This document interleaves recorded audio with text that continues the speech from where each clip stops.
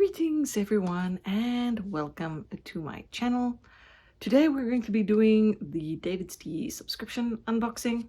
It's been a bit of a while. It was supposed to arrive in December and we are now almost at the end of January. So they've been having a lot of problems from the emails that I've been receiving. Still waiting for my package. I ordered at the end of November for the Black Friday sale. So hopefully they'll come soon as well.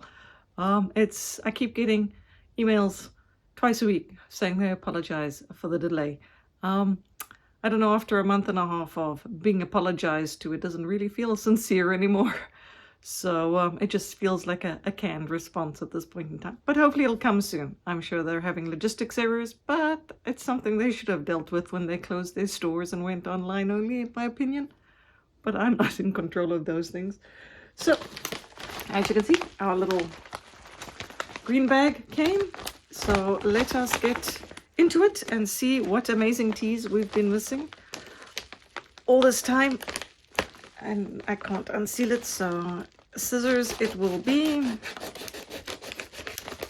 There we go. And the mystery one. Okay, let's see. Cold 911. So there we go. It's Cold 911. One of my favorite winter teas when I'm feeling a little bit under the weather or feels like something's coming along. As you guys know from previous unboxings, I've bought a lot of this. I really enjoy Cold 911, so I'm glad to have an extra one in my package. And number two is Chocolate Earl Grey. So there we go. I've changed my camera settings, so I'm not entirely sure I'm getting it in the view. Not a big fan of Earl Grey to start with, but let us smell what that smells like.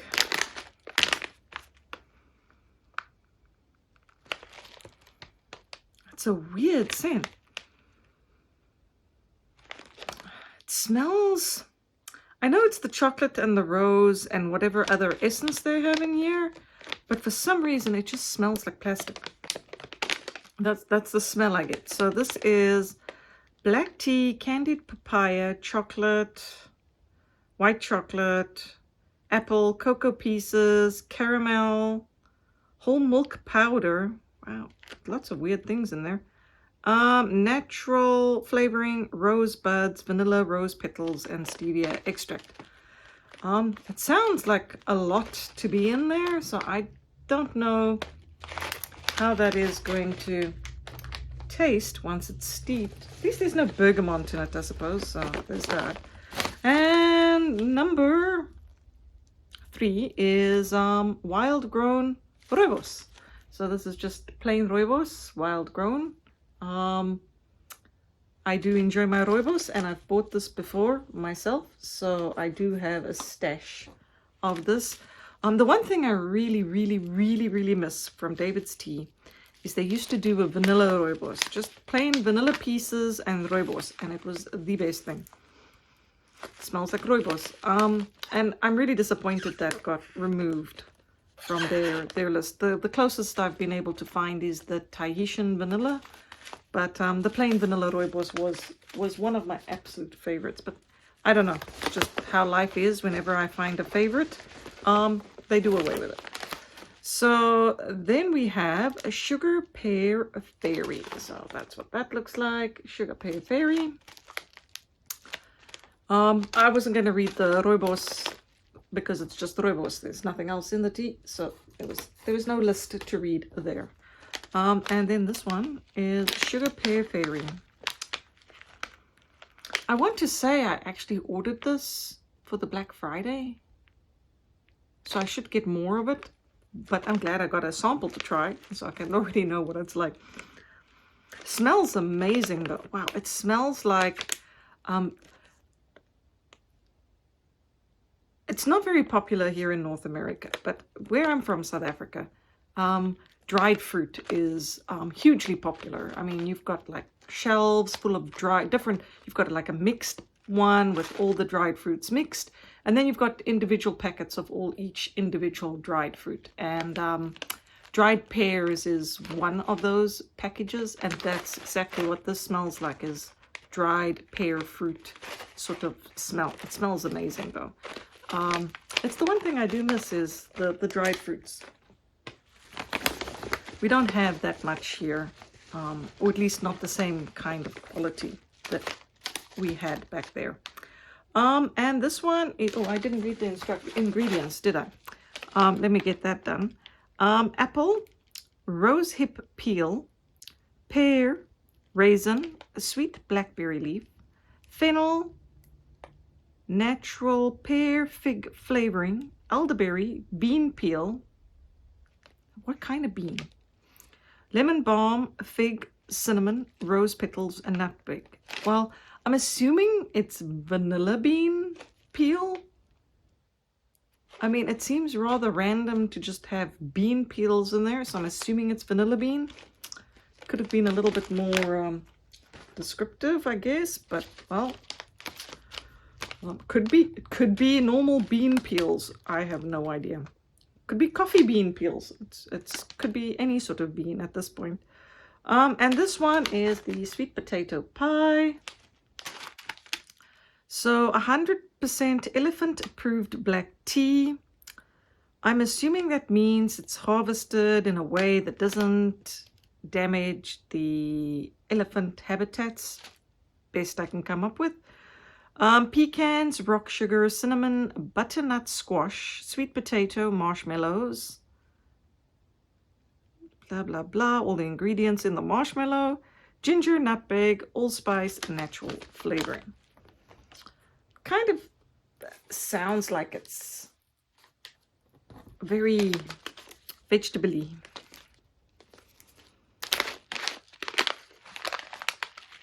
Especially butternut squash. It's not something you think of when you think tea. Oh, it does smell good though. It kind of smells like pumpkin spice, but not as strong as a pumpkin spice tea from David's Tea. More like the pumpkin spice that you can go pick up at a coffee shop, you know, for a latte. That kind of scent. Then we have Pomegrateful. So that is what that looks like. Pomegrateful. It's apple, hibiscus blossoms, white tea, natural flavoring, pomegranate seeds, blossoms, rose petals, and stevia extract.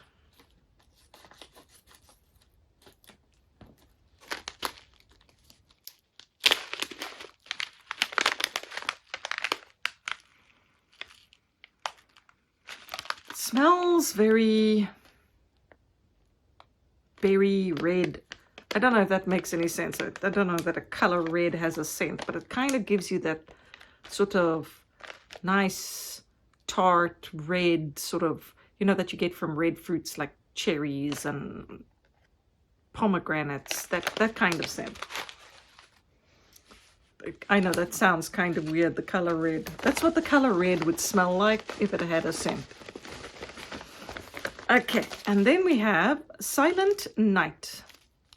Orange and holiday spice. So this is rooibos, orange peel, cinnamon, orange, natural orange flavoring, clove, allspice, valerian, nutmeg, natural pumpkin pie flavoring, and red cornflower petals. Sometimes their blends just, you're reading the ingredients and you're like, well, I wasn't expecting that from something that was called this. So that pumpkin flavoring just caught me by surprise. Wow, that is potent orange. That's all you get is that like really strong sort of dried orange peel scent. So it's nice enough to smell though. And last but not least, we have gin and tonic. I don't particularly drink gin and tonics anyway, so it's going to be interesting to have a tea that tastes like gin and tonic. So, wow, I'm still getting the orange scent from the tea that we just opened, Silent Night. Apple, lemongrass, licorice root, green tea, blackberry leaf, natural flavoring, orange peel, ginger, cinnamon, coriander, juniper berries, turmeric, lemon verbena, lemon peel, rose pepper, cardamom. So it's basically the whole spice cabinet and some fruit. But I guess it's a very warming tea if it's a cold day. I guess the juniper berries would kind of be the gin, and the rest of it is the tonic.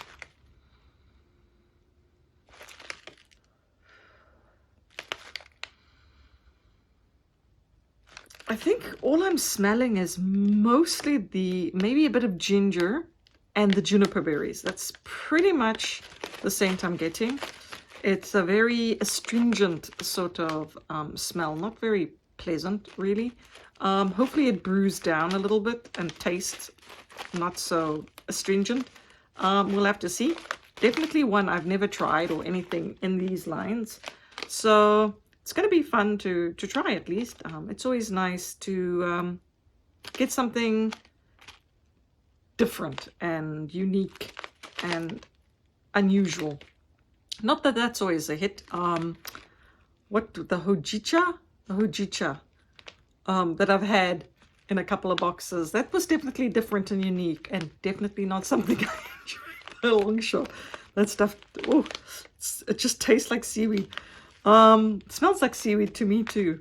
You would have to have I guess, a very acquired palate for that. But it's always interesting to try, at any rate, something different. So we've got the gin and tonic, the Silent Night, which I'm kind of looking forward to with that like orange scent. Make sure it's closed properly, otherwise I put it in here. And then we've got tea everywhere. Pomegrateful will be a nice berry tea. And then we've got the sugar pear berry, one that I'm really wanting to try. As you all know, I'm on a hunt for a good pear tea. I love pear, so hopefully I can find this will be the tea I'm looking for. The sweet potato pie, kind of like a pumpkin spice. I might make it as a latte, we'll see. Then we've got the wild grown rooibos, which, as you all know, love rooibos. We'll definitely be drinking that and adding it to my container that I have of it. Chocolate Earl Grey, kind of one of the ones that I'm probably not going to enjoy just because I'm not a big Earl Grey fan. Kind of smelled plasticky. I don't know if that's just the weird combination of scents, but that's what I got from it. We'll see if it tastes different than plastic. So there's that. And then, of course, my old standard for winter, Cold 911. I will recommend this if anybody feels like they're coming down with something or you've got something. Best tea to drink. Other than the super ginger, which is another tea I keep for winter and when I feel like I'm getting a bit sick. But Cold 911 is definitely my go-to. The eucalyptus in it really helps clear the sinuses. It's a very soothing tea to drink when you're feeling under the weather. So I'll definitely add that to my stockpile because I certainly bought out a lot when I got sick last year. So that'll just get added to the stockpile. So happy I got some more.